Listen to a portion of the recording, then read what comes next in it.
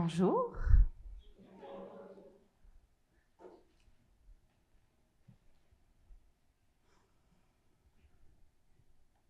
Ça va bien?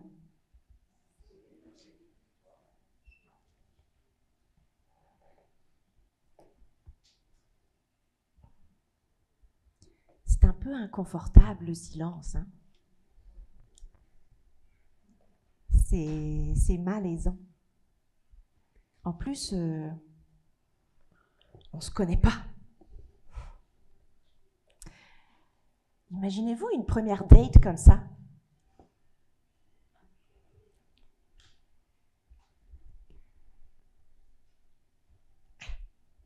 Pas facile, ça c'est sûr.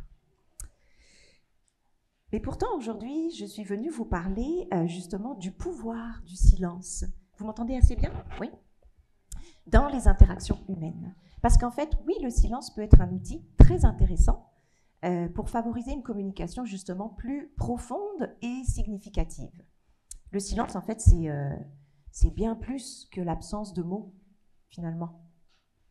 Alors, on va plonger ensemble dans la profondeur de ce langage, souvent sous-estimé, je dirais, puis peut-être même un peu mal aimé parfois, mais allons-y. Alors pour commencer, on va commencer par décoder le silence. On va se baser sur les travaux de Heidi Levitt, qui est une psychologue clinicienne, en fait, et puis qui a contribué largement à la compréhension du rôle du silence, finalement. Donc, elle a identifié plusieurs types de silence. Aujourd'hui, on ne va pas passer au travers de toute sa théorie, mais toutefois, je veux qu'on retienne les 3 principales catégories de silence. Alors, comme on est là pour comprendre comment le pouvoir du silence peut façonner nos interactions et nos connexions, et ce, même dans des contextes non thérapeutiques, eh bien, reprenons l'exemple de notre chère date pour illustrer comment les différents types de silence peuvent influencer la dynamique d'une rencontre. Alors, Jean-Pierre et Marie sont à une table de restaurant. Donc Levitt, elle nous parle de 3 silences. Il y a le silence productif, le silence obstructif et le silence neutre. Le silence productif, il peut être considéré comme un silence, je dirais réceptif en fait, un silence ouvert. Je m'entends le guil. Hop, voilà. Peut-être là, ça sera mieux. En fait, c'est un silence qui encourage la communication et je dirais une compréhension mutuelle. Exemple, Marie demande à Jean-Pierre. Alors Jean-Pierre, parle-moi de ta passion pour ta collection de timbres. Jean-Pierre, passionné d'histoire, collectionne les timbres. Là, Jean-Pierre vit des émotions.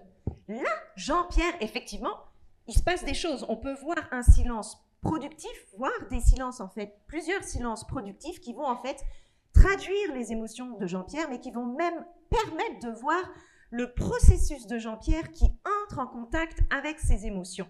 Ça peut être un sourire chaleureux, une expression d'usage profonde. Mais ce qu'il faut retenir, c'est que le silence parle avant même que Jean-Pierre ait pris la parole, quelque part.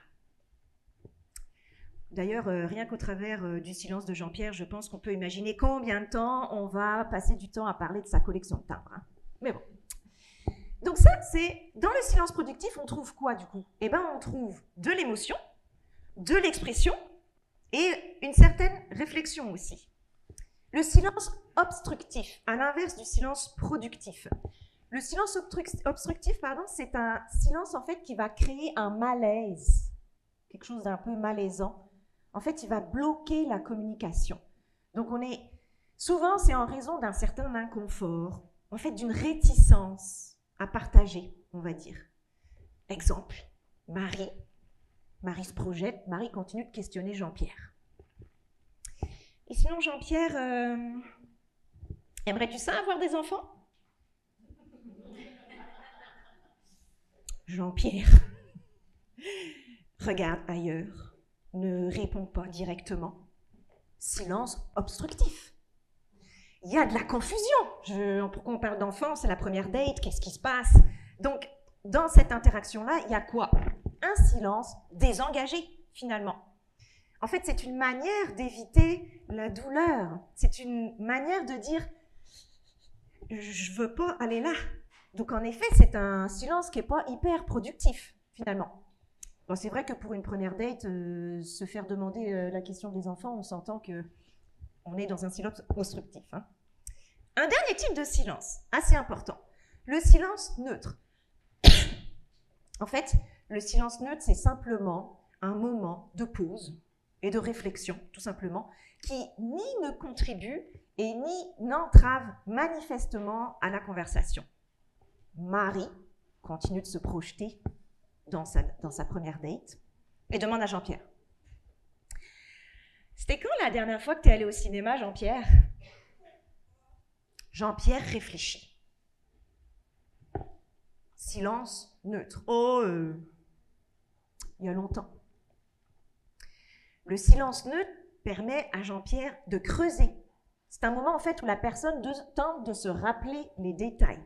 La mémoire est en processus. Là, tout d'un coup, Jean-Pierre se souvient. Ah oui, je crois que c'était en février, je pense même que c'était le 14 février. 14 février. On va laisser Marie et Jean-Pierre à leurs affaires, hein, mais tout ça pour dire que ça vaut la peine de s'intéresser au silence finalement, parce que d'une certaine manière, le silence fait beaucoup de bruit finalement. Le silence, il a plein de vertus quand on sait l'apprivoiser, le sentir. Alors, tout ça, ça m'amène à vous parler d'autre chose. J'ai cliqué, ça n'a pas marché, vous êtes tous témoins. Ah voilà. L'écoute active. Alors, on a parlé des silences venant de la personne mettons des silences de celui qu'on écoute, mais ça m'amène à vous parler du silence de l'écoutant. Qu'est-ce qu'il en est de la personne qui écoute? Et donc, on va parler de l'écoute active, parce que dans l'interaction, côté écoutant, choisir de ne pas utiliser des mots, c'est tout aussi significatif que de choisir ce dont on parle. Donc, on a parlé des silences de Jean-Pierre, mais qu'est-ce qu'il en est des silences de Marie, en fait? Est-ce qu'elle écoute ou est-ce qu'elle entend? Et comment elle répond? Alors, l'écoute active, c'est une technique de communication, en fait, qui consiste à utiliser le questionnement et la reformulation. Il s'agit de s'assurer que l'on a compris au mieux le message de son interlocuteur et de le lui démontrer. Ça, c'est important. Donc, cette technique a été développée par Carl Rogers, qui est un psychologue américain, donc qui est l'initiateur des techniques non directives. Mais là, je vous interromps. Entre les questions ouvertes et la reformulation, l'ingrédient secret, c'est le silence.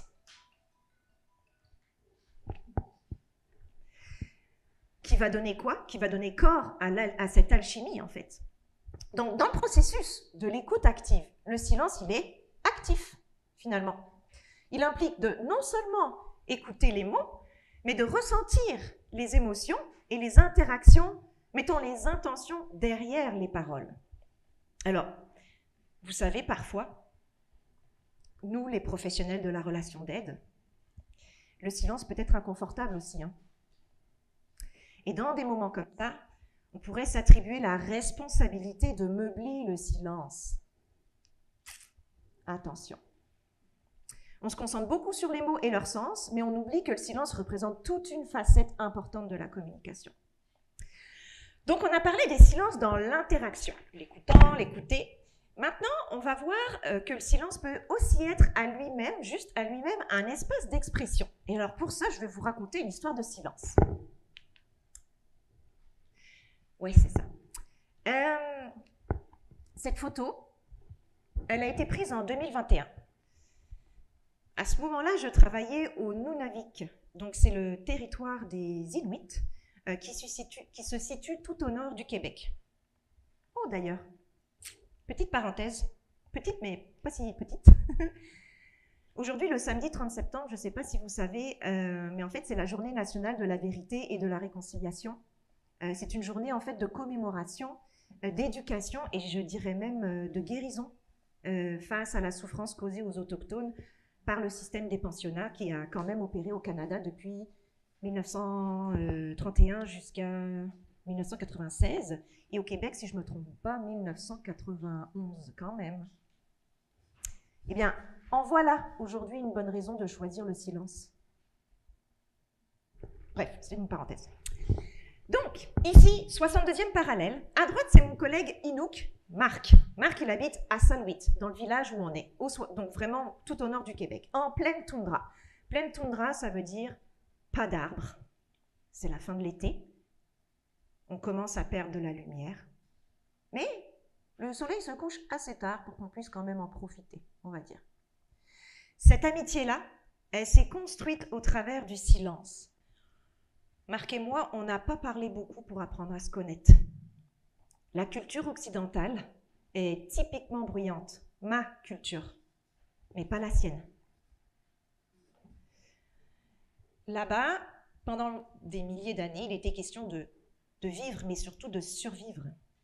Et aujourd'hui encore, d'ailleurs, le contexte n'est pas le même, mais parfois encore, c'est toujours une question de survie. Alors, là-haut, on ne parle pas pour ne rien dire. Ce jour-là, j'avais la tête pleine. Vous savez, ces journées de travail, on est brûlé, plus capable, il y en a plein le cerveau. Bon, bref, en tout cas, faut évacuer. C'est comme, ça va pas. Puis Marc l'a ressenti. Donc Marc a proposé qu'on aille se balader dans la toundra, qu'on aille prendre l'air en fait. Donc on a dû marcher à peu près 1 heure pour atteindre cet endroit-là, en silence. On s'est posé dans un coin de toundra qui nous permettait d'avoir une vue sur le coucher de soleil et le bras de mer en fait que vous voyez en contrebas, en fait qui entre dans le fjord de Saint-Louis. On a passé toute la soirée, c'est-à-dire 2, 3, 4 heures, je ne sais plus honnêtement, en silence en fait. Pas de TikTok, pas de Snapchat là-bas, pas de notifications incessantes. La seule distraction qu'on a au nord, le soleil, la lune, les flocons et les aurores. Alors on a regardé l'horizon. En fait, on a scruté l'horizon. On a écouté le vent, observé les oiseaux, les formes des collines, les nuances de couleurs sur la toundra, tu sais, avec le coucher du soleil qui descend un petit peu. Et puis, une fois que le soleil a disparu derrière la colline, Marc me dit « Ça va mieux ?»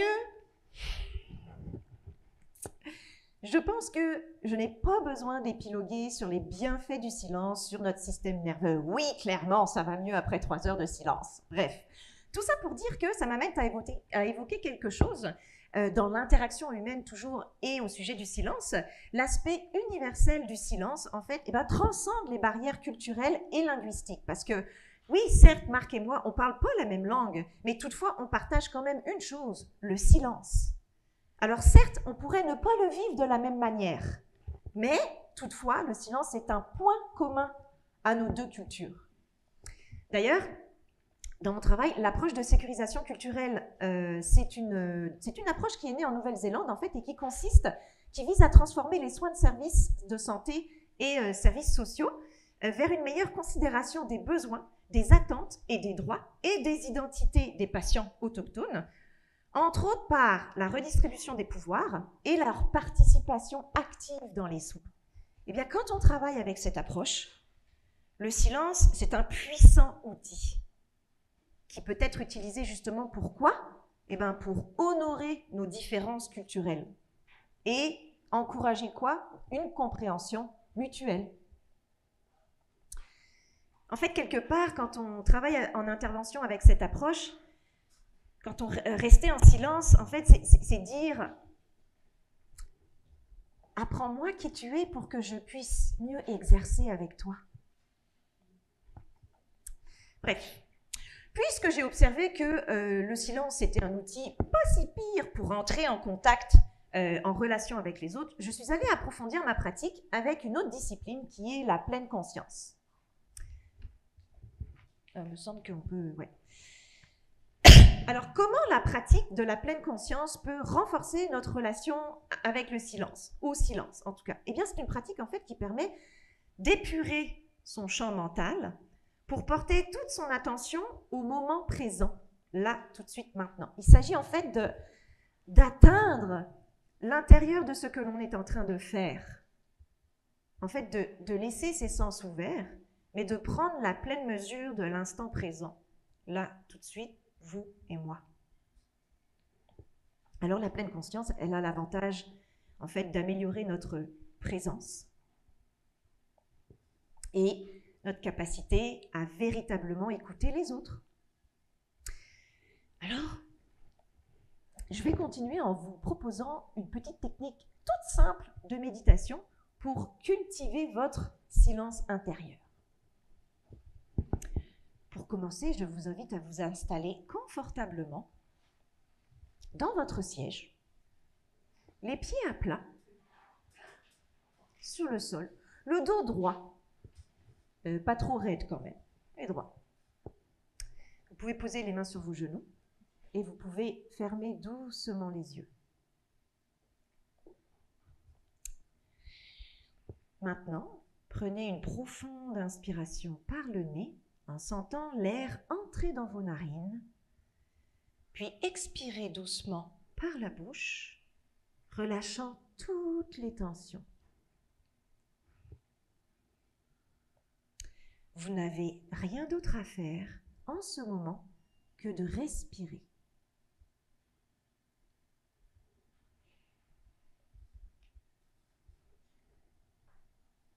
Si votre esprit commence à vagabonder vers d'autres pensées, c'est tout à fait normal. Lorsque vous en prenez conscience, revenez simplement doucement à votre souffle sans vous juger.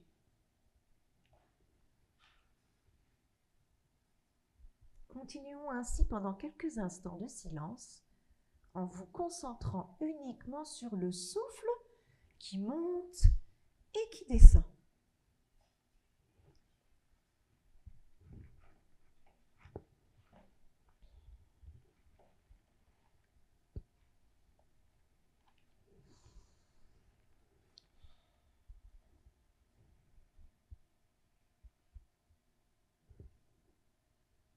Ok. Vous pouvez rouvrir doucement les yeux et revenir à la salle en bougeant les pieds, les mains. Si Marc était là, il vous aurait dit « Ça va mieux ?» Bref, tout ça pour dire que au milieu du tumulte de nos vies trépidantes, un court instant de silence peut être le point de départ de connexion plus profonde et d'une communication plus sincère, en fait d'une vie plus riche en présence. Je suis certaine que si on avait commencé l'exercice, si on avait continué l'exercice ici, vous auriez regardé ensuite votre voisin différemment, avec plus de présence. Bref, récapitulons. Pourquoi choisir le silence? We are here to choose, so pourquoi choisir le silence? Eh bien, il faut le voir comme un catalyseur de connexion authentique, d'écoute bienveillante et de compréhension mutuelle. Alors, j'aimerais vous inviter à embrasser en fait le silence dans vos interactions au quotidien pour améliorer vos relations et l'impact sur le monde finalement. D'ailleurs, une petite anecdote, Beethoven, qui était devenu sourd, a quand même composé la 9e symphonie avec que des sons qui n'existaient que dans sa tête. Ça, c'est un bel exemple du potentiel du silence. Puis je terminerai par un proverbe chinois que j'aime bien, qui dit il faut 2 ans pour apprendre à parler et toute une vie pour apprendre à se taire. Merci d'avoir partagé ce moment avec moi.